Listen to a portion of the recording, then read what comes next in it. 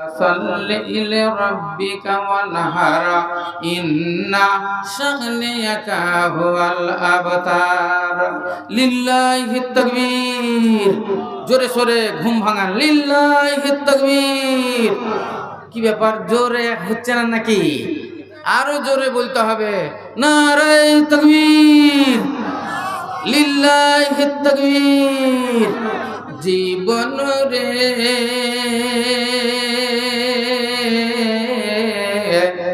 যাবিরে মোরে, যাবিরে মোরে, জীবন রে যাবিরে মোরে, আসবি না ফিরে। মদ খেয়ে মাতাল হলি, জুয়া খেলে দিন হারালে। মদ খেয়ে মাতাল হলি, জুয়া খেলে দিন হারালে। চিনলি না তুই আপন পর, চিনলি না তুই আপন পর এই সংসারে। যাবিরে মোরে, যাবিরে মোরে, জীবন রে যাবিরে মোরে, আসবি না ফিরে। চারজনাতে ঘাড়ে করে লয়ে যাবে কয়জনা, চারজনাতে ঘাড়ে করে লয়ে যাবে কয়জনা। একা একা রইতে হবে ধুলো মাটির বিছানা, একা একা রইতে হবে ধুলো মাটির বিছানা। আজরাইল আসিয়া ধরবে, আজরাইল আসিয়া ধরবে, কোনো মতে ছাড়বে না। যাবিরে মোরে, যাবিরে মোরে, আসবি না ফিরে।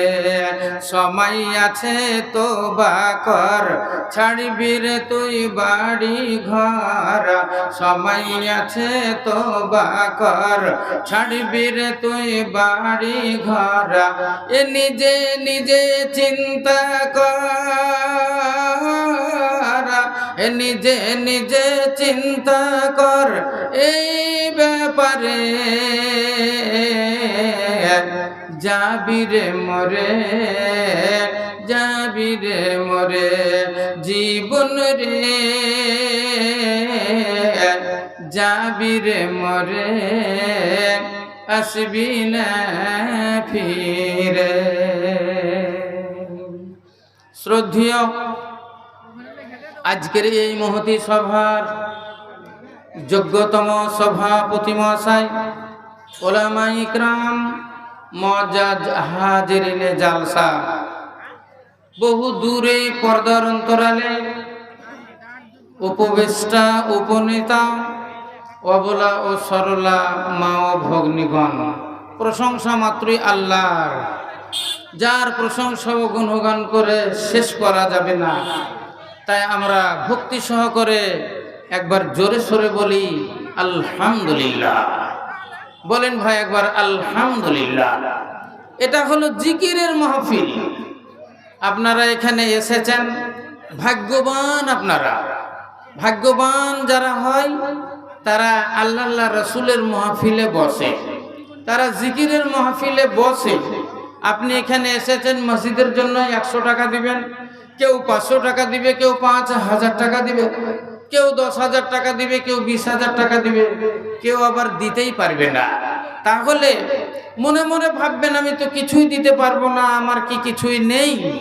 না, এই মাহফিলে বসলে আল্লাহ রাব্বুল আলামিনের যে বিশাল করুণা, এই করুণা আপনাদের উপরে বর্ষণ হবে। এটা হলো রহমতের মাহফিল, এটা হলো জিকিরের মাহফিল। যত কথা শুনবেন আর যত কথা জানবেন আপনার প্রত্যেক কথায় 10টা করে নেকি লেখা হবে এবং প্রত্যেক কথায় 10টা করে গুনাহ আপনার মাফ করে দেওয়া হবে। কারণ এখানে হাদিসেরই বাণী হবে, কোরআনেরই বাণী হবে, অন্য কিছু হবে না। আর সন্ধ্যা থেকে কিছু হয়ওনি, যা কিছু হয়েছে খুব মূল্যবান হয়েছে। তবে একটা কথা, আমরা মসজিদের জন্য কালেকশন করি, আমরা বলি ভাই কে সিমেন্ট দিবেন বলেন, বলেন কে রড দিবেন, কে বালু দিবেন, কে পাথর দিবেন। আজকে কিন্তু আপনার বালু পাথরের ওয়াজ নয়, আজকের যে মাহফিল এটা হলো আপনাদের মসজিদের সামনে যে জমিটুকু খালি আছে ওই জমিটা খরিদ করার জন্য নগদ নগদ টাকা এবং মূল্যবান আপনাদের মহব্বতের জিনিস থেকে আল্লাহ রাস্তায় এই টাকার দরকার, ওই জায়গাটা খরিদ করার জন্য সিমেন্টে হবে না, আজ রডও লাগবে না, আপনাকে নগদ নগদ ক্যাশ। যদি আপনি মনে করেন আমার অসুবিধা আছে আপনি বাকিয়াতে লিখান। আবার একটা কথা শুনলাম ফোন পেও আপনাদের নাম্বার দেওয়া আছে, যারা দূর দূরান্ত থেকে ওয়াজ নসিহত শুনছেন হয়তো আসতে পারেননি, আপনারা ফোন পে পাঠান, ইনশাল্লাহ আপনার জন্য দোয়া করে দেব। তো ভাইয়ের আমার ওয়াজ তো শুনলেন আর আমারও গজল শুনলেন, বুঝতে পারলেন দুনিয়াতে কিছুই নেই। বাংলাদেশ থেকে একটা গান বলে, কি গান জানেন? গান বলে আশা ছিল ভালোবাসা ছিল, আর আশা নেই ভালোবাসাও নেই। মানুষের যতক্ষণ পর্যন্ত আশা থাকে ততক্ষণ পর্যন্ত মানুষের প্রেম থাকে, ভালোবাসা থাকে। যখন আশা ফুরিয়ে যায় তখন ওর ভালোবাসাও ফুরিয়ে যায়। বাবাকে মানুষ কত ভালোবাসে, মাকে মানুষ কত ভালোবাসে, নিজের সন্তান সন্ততিকে মানুষ কত ভালোবাসে, স্ত্রী তার স্বামীকে কত ভালোবাসে, আর স্বামী তার স্ত্রীকে কতই ভালোবাসে। কিন্তু এই ভালোবাসা কতদিন? এই ভালোবাসা যতদিন পর্যন্ত তার আশা আছে ততদিন পর্যন্ত তার ভালোবাসা। আশা যেদিন হারিয়ে যায়, যেদিন মানুষের ভালোবাসাও হারিয়ে যায়। বলেন বাবাকে মানুষ কত ভালোবাসে, নিজের মাকে কত ভালোবাসে, কিন্তু বাবা যখন 75 বছর 80 বছর বয়স হয়ে যায়, রোগে আক্রান্ত হয়ে বাড়িতে পড়ে যায়, মা জননী বিছানাতে যখন পেচ্ছাপ করতে লাগে, বিছানায় পায়খানা করে, আস্তে আস্তে ছেলে পিলেদের ময়া মমতা হারিয়ে যায়, বউ বিটিদেরও হারিয়ে যায়। এরা জানতে এদের আর বাকি থাকে না যে এ আর মাঠে যেতে পারবে না, এ ধান কাটতেও আর পারবে না, বাজার করতে পারবে না, শহর করতে পারবে না, এর দ্বারা আর একটা পয়সারও কোনো উপকার হবে না। সেই জন্য আস্তে আস্তে স্ত্রীও আপনার কাছ থেকে দূরে সরে যায়, ছেলেরাও আস্তে আস্তে আপনার কাছ থেকে দূরে সরে যায়, বউ বিটিদেরকেও আর ডাক দিয়ে পাওয়া যায় না। ও রহিমা এক গ্লাস পানি দাও, এক গ্লাস পানি দাও, একটা ট্যাবলেট খাবো, একটা ক্যাপসুল খাবো, এক গ্লাস পানি চাইতে চাইতে এক বেলা চলে যায়। কেন? আর আশা নেই, আর আশা নেই বলে আপনার আর ইজ্জত সম্মানও নেই, আর আপনার কাজও কেউ ঘিসে না। তো ভাইরা আমার, আল্লাহ রাসূল বলেছেন আর দুনিয়া মাজরাতুল আখিরা, দুনিয়া হলো আখিরাতের খেতি। তাই দুনিয়া হলো আখিরাতের খেতি। আপনি আখিরাতের ব্যাংক ব্যালেন্স এই দুনিয়াতেই করেলেন, আখিরাতের জন্য জমা করুন। আল্লাহ নবী বললেন মানুষ যাহা ইনকাম করে তাহা 3 ভাগে বিভক্ত হয়। যেটা খায় সেটা মল হয়ে যায়, যেটা পরিধান করে সেটা ছিঁড়ে যায়, ফেটে যায়, আর আল্লাহ রাস্তায় যেটা দান করে আখিরাতের জন্য ব্যাংক ব্যালেন্স হয়ে যায়।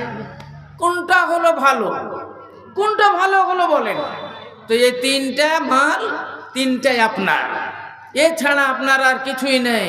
যেটা আপনি খেলেন এটাও হলো আপনার, যেটা আপনি পরিধান করলেন সেটাও হলো আপনার, আল্লাহ রাস্তায় যেটা জমা রাখলেন, মসজিদের জন্য যেটা দান দিলেন, মাদ্রাসার জন্য যেটা দান দিলেন, এটা আপনার আখিরাতের জন্য ব্যাংক ব্যালেন্স হয়ে যায়।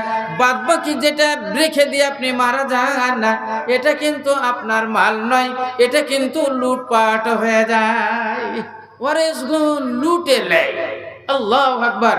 বংশবলী যদি ভালো হয় তাহলে আপনাকে মাটি দিয়ে আসার পর বৈঠক হয়, বল কোন জমিটা কার, কোন ওই কান্দরের জমিটা কে নিবি, বল কি আব্বার কি আছে, মায়ের কি আছে, এগুলা সব জানাশোনা হয়।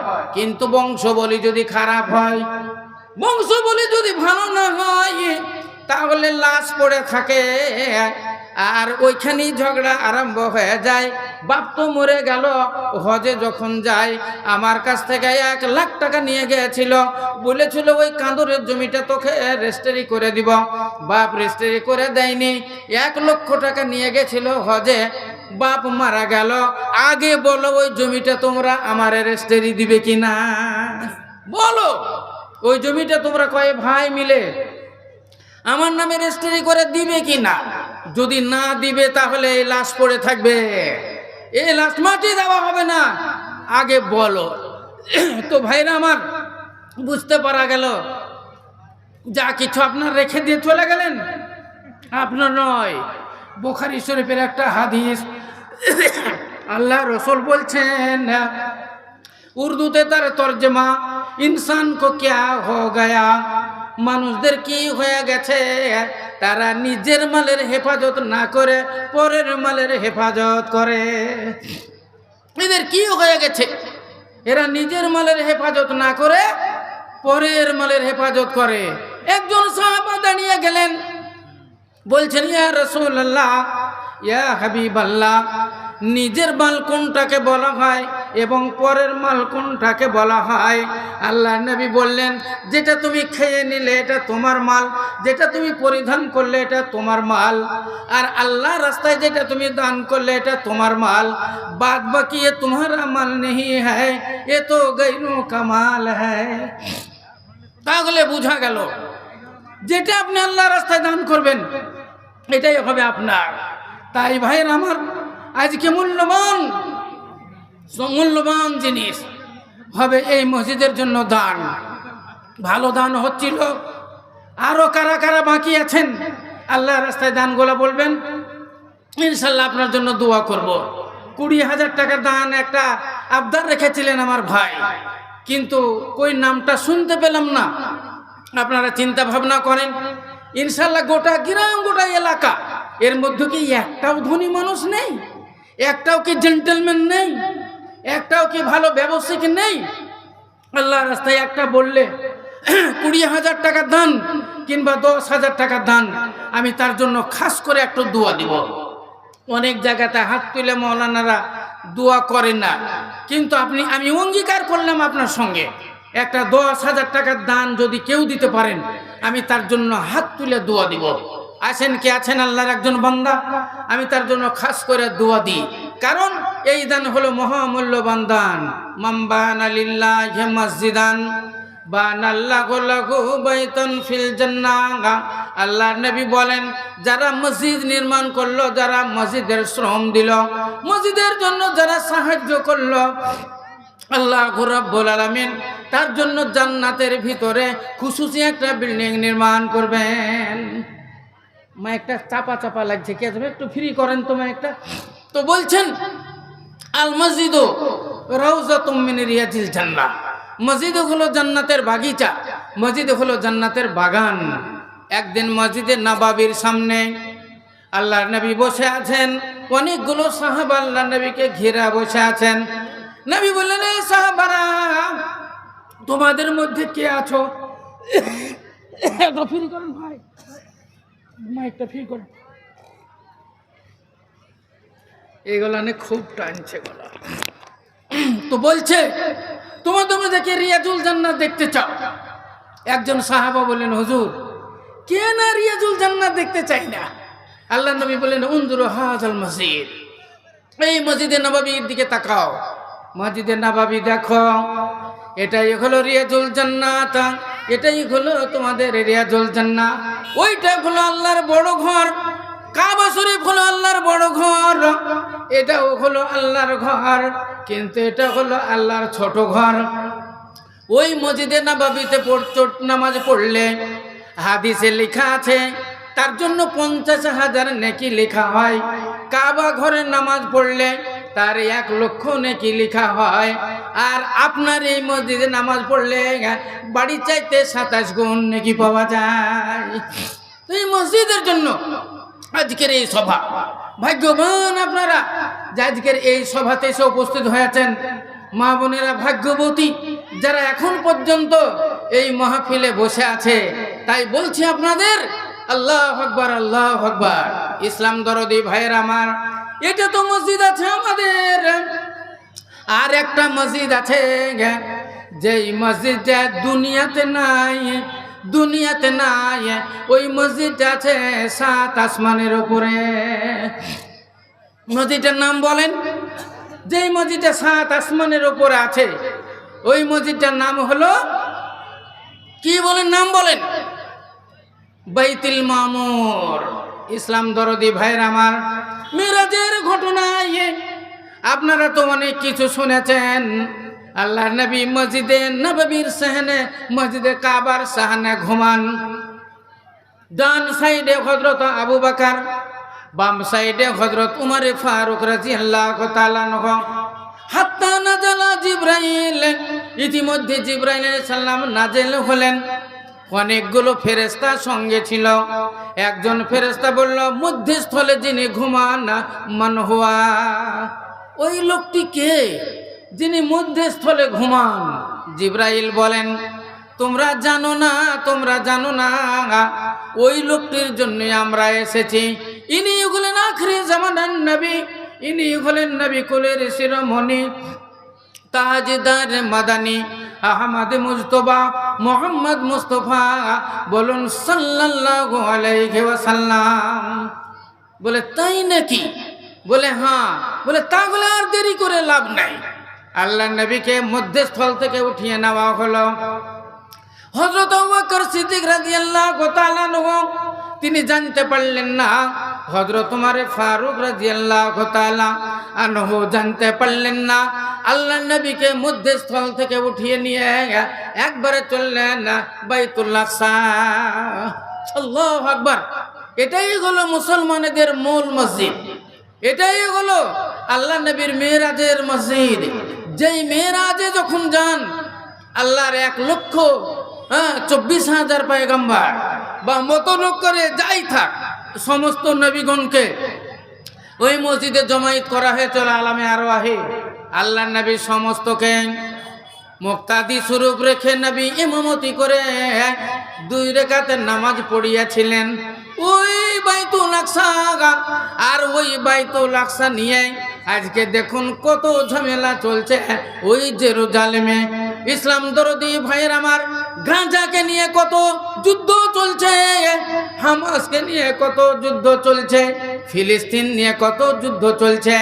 আসলে কিন্তু ওই জায়গাটা, গোটাই জায়গাটা হলো ফিলিস্তিনের। আমরা আওয়াজ রসে শুনি, টিভি দেখছেন, সিডি দেখছেন, আহা করা ছেড়ে আমাদের কোনো উপায় নাই। কিন্তু এলাকাটা গোটাই ফিলিস্তিন। আসলে ওইটা গোটাই ফিলিস্তিন। ফিলিস্তিনের ভিতরে একটা জায়গা হলো গাজা, একটা জায়গা হলো হামাস, আর ওই বাইতুল আকসায় যেটা হলো ইসরায়েল দখল করে আছে। আজ ইসরায়েল গোটা ফিলিস্তিনকে দখল করে নেওয়ার চেষ্টা করছে। কিন্তু এরা বলছেন না, তা হবে না। তোমরা বাইরে থেকে এসেছো, তোমাদের এখানে থাকার জন্য আমরা পারমিশন দিয়েছি। এই ফিলিস্তিন তোমাদের ছেড়ে দিতে হবে, ফিলিস্তিনের মালিক আমরা। আসলে এই ফিলিস্তিন তো মুসলমানদের, এই যে জেরুজালেম যেটা বলছে বাইতে আকসা, এটা হলো মুসলমানদেরই জায়গা। ইসলাম দরদি ভাইয়ের আমার, দেখেন আমেরিকা সাহায্য করছে ইসরায়েলকে, আর এই ঘিমের শহরে হাজার হাজার বোমবারি হচ্ছে, কত মুসলমান মারা যাচ্ছে, ছোট ছোট বাচ্চাগুলো কিভাবে তারা মারা যাচ্ছে আপনারা টিভিতে দেখতে পাবেন। আমাদের দোয়া করা ছাড়া কোনো উপায় নাই, দোয়া করা ছাড়া কোনো উপায় নাই। ছোট ছোট কচি কচি বাচ্চাগুলো কিভাবে তারা বোমে আঘাতে তারা মারা যাচ্ছে, বোমে তারা মরছে। অনেকেই মেয়েরা মারা যাচ্ছে, অনেক পুরুষ মারা যাচ্ছে, কত ছেলেরা বাবা হারা মা হারা এতিম হয়ে যাচ্ছে, কত মেয়েরা স্বামী হারা হচ্ছে। ইসলাম দরদি ভাইয়ের আমার, ওই বাইতে আকসাতে আল্লাহ নবী নামাজ পড়ালেন। জিবরাইল সাল্লাম বললেন, ইয়া রাসূলুল্লাহ বহু দূর জানা হ্যায়, বহু দূরের পথ, তাহলে কিছু টিফিন করে নেওয়া যাক, এখানে কিছু খাওয়া দাওয়া করে নেওয়া হোক। যে আল্লাহর নবী বললেন, জিবরাইল বলো কি খাওয়াবে, কি টিফিন হবে? জান্নাত থেকে দুটো গ্লাস নিয়ে আসা হলো, একটা গ্লাসে দুধ আর একটা গ্লাসে মদ। দুধ হলো ফিতরাতি জিনিস আর মদ হলো শয়তানি জিনিস। দুধ হলো হালাল আর মদ হলো হারাম। এক গ্লাসে মদ আর এক গ্লাসে দুধ নিয়ে আসা হলো। নবীকে বলা হলো, ইয়া রাসূলুল্লাহ, এই দুটো গ্লাস রাখা হলো, যেটা আপনার ইচ্ছা ওটা আপনি পান কইরালেন। আস্তে আস্তে নবী ডান হাতটা বাড়িয়ে দিলেন, দুধের গ্লাসটা তিনি নিয়ে নিলেন, দুধ পান করলেন। জিবরাইল বললেন, ইয়া রাসূলুল্লাহ, আপনি ফিতরাতি জিনিস আপনি কবুল করেছেন, মূল্যবান জিনিস কবুল করেছেন, আপনি দুধ পান কইরাছেন। এখন মানুষ দুধ খায় না গো, ভালো ভালো ঘরের ছেলেরা এরা মদ খায়।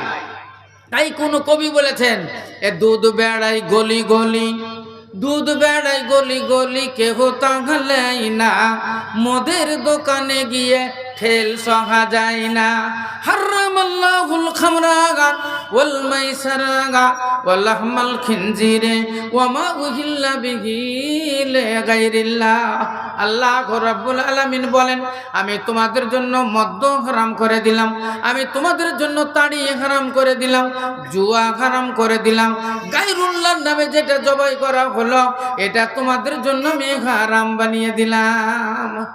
কিন্তু আজকে দেখা যায় মদের বাজার গরম, ভালো ভালো ঘরের ছেলেরা, দামি দামি লোক মদের বোতল বিছানায় রাখে, বালিশের পার্শ্বে রাখে। মদ না খেলে তাদের ঘুম আসে না। ইসলাম দরদি ভাইয়ের আমার, তাই এই মদ আল্লাহ রাব্বুল আলামিন হারাম করেছেন। শুকুরের মাংস, শুয়োরের মাংস আমাদের জন্য হারাম বানিয়েছেন। আর আল্লাহ ব্যতিরেকে অন্যের নামে যেটা জবাই করা হয় এটাও আল্লাহ হারাম বানিয়েছেন। বলবেন আল্লাহর নাম ছাড়া অন্যের নামে আবার কেমন জবাই হয়? হয়, অন্যের নামে জবাই হয়, মুসলমানেরাই করে। মুসলমানদের মধ্যে মেলা রকমের দল আছে, আপনাদের তো জানা আছে। একে তো হানাফি, সাফি, মালিকি, হাম্বলি আছে, আরো দেওবন্দি, বেরেলভি, মেলা কিছু আছে। কেউ খাজা মঈনুদ্দিন চিশতির ভক্ত, কেউ শিয়া আলীর ভক্ত, এই কেউ আবার ফির হিন্দু ভাইদের দেখতে পাওয়া যায়, অনেকেই দেখতে পাওয়া যায় কালী দুর্গা সব পূজা করে। আমাদের ওখানে ভগবান গোলাতে একটা পূজা মেলা লাগে, মেলাটার নাম হলো দাদা পীরের মেলা। তো ওই দাদা পীরের মেলা তো খিরখিচড়ি হয়, ওখানেও মুরগি জবাই হয়। তো যারা শিয়া তারা কি বলে জানেন? জবাই করার সময়তে বলে ইয়া আলী। আমরা যেমন বলি বিসমিল্লাহি আল্লাহু আকবার, ওরা বলে ইয়া আলী। যেমন হিন্দু ভাইয়েরা বলে মা কালী, কালীর নামে যেমন পাঁঠা বলি হয়, ওই রকমই এরা পশু জবাই করে তখন ইয়া আলী বলে। তাহলে ইয়া আলী বলা যেটা, ইয়া কালী বলাও সেটা। ইয়া কালী বললে যেমন হারাম হয়ে যায়, ইয়া আলী বললেও হারাম হয়ে যায়। হালাল করতে গেলে বিসমিল্লাহি আল্লাহু আকবার বলে জবাই করতে হবে, নইলে হালাল হবে না। একটা কথা বলে দিই, দুনিয়াতে হালাল বলে কোনো জিনিস নাই, দুনিয়াতে সব হারাম। হালাল বলে কোনো জিনিস নেই, আপনাকে হালাল করে নিতে হয়। যেমন উদাহরণ বলি, আমরা কি খাই? আমরা গরু, ছাগল, ভেড়া, মুরগি এসব জিনিসগুলো তো হালাল মনে করি, আমরা খাই, কিন্তু এগুলা হারাম। একটা মুরগি যদি আপনি মনে করেন আছাড় মেরে মারব, কিংবা মনে করেন একটা ঠ্যাং কেটে নিব, একটা পাখা কেটে নিব, নিয়ে আজকে একটা ঠ্যাং খাবো, কালকে আর এক ঠ্যাং খাবো, আপনার এ ঠ্যাং খাওয়া যাবে না, হারাম। আপনার মুরগি থাকলে একটা মুরগির ঠ্যাং কেটে নিলে মুরগি মরবে না।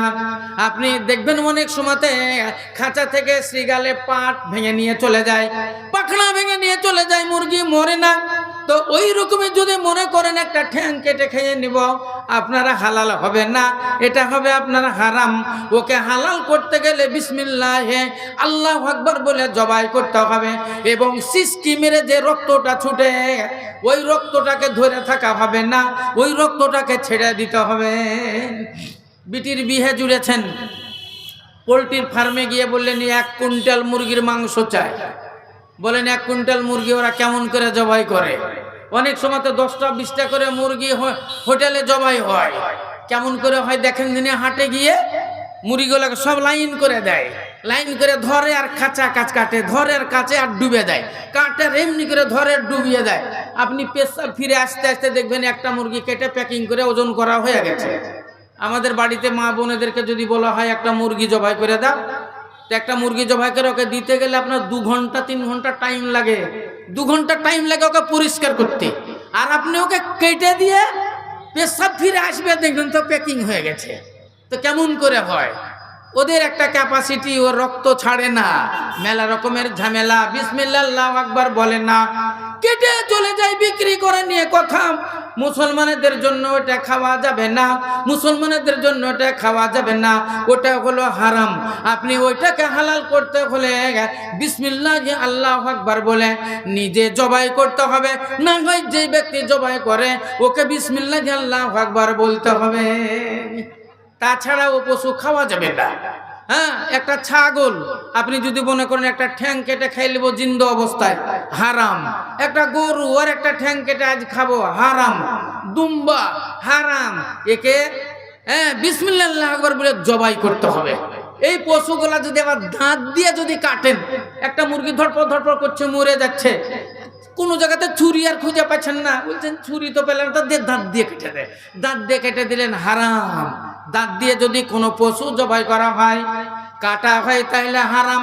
আছাড় মেরে যদি মারা হয়, এটাও হলো হারাম। কোনো পাথরের আঘাত দিয়ে যদি মারা যায়, সেটাও হলো হারাম। দাঁড়িয়ে থুয়ে তীর মেরে মেরে যদি মারা হয়, এটাও হলো হারাম। ইসলাম দরদি ভাইয়ের আমার, এই রকম করে কোনো পশু মারা যাবে না, বিসমিল্লাহি আল্লাহু আকবার বলে জবাই করে মারতে হবে। আপনি যদি বলেন বিসমিল্লাহ আল্লাহু আকবার বলে জবাই করলেও তো মরে যায়, আছাড় মেরে মারলেও মরে যায়, তা আছাড় মেরে মারলেই বে কি অসুবিধে? হ্যাঁ, ওকে দাঁত দিয়ে কেটে দিলেও তো কাটা হয়, এতেই বে কি অসুবিধে? কিন্তু হবে না। আল্লাহ রাসূল বলেছেন, কোন পশুকে দাঁড় করিয়ে দিয়ে ওকে গাছের সঙ্গে বেঁধে দিয়ে তীর মেরে মেরে যদি মেরে ফেলা হয়, তাহলে এই পশু তোমাদের জন্য হারাম। যদি আছাড় মেরে মারা হয়, এই পশু তোমাদের জন্য হারাম। পাথরের আঘাত দিয়ে যদি মারা হয়, এই পশু তোমাদের জন্য হারাম। এবং দাঁত দিয়ে যদি তোমরা কেটে দাও, এই পশু তোমাদের জন্য হারাম। আল্লাহ নবী বললেন, তীক্ষ্ণ ছুরি দিয়ে বিসমিল্লাহি আল্লাহু আকবার বলে জবাই করতে হবে, তবে এই পশু আপনার জন্য হালাল হবে। একটা মেয়ে ছেলে রাস্তা দিয়ে চলে যাচ্ছে, ওর আঁচল ধরে টানলে কি হবে? ওর আঁচল ধরে যদি টানা যায়, হারাম। এটা আপনার